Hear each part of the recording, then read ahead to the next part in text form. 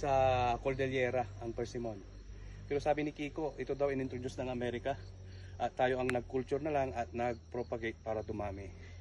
So ito yung persimmon, kapatid ni Pumba. Timon and persimmon. Tikman natin.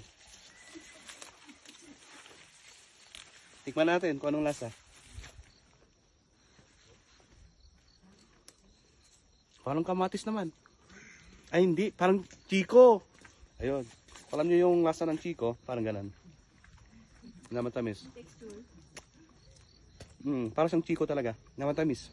Ano ang texture ng pulp? Para siyang tomato pag kinagat. Kamatis, ayun, pakita niyo. Ayan. Matamis siya, masarap pala siya. Sabi nila lasang chesa pero hindi pala.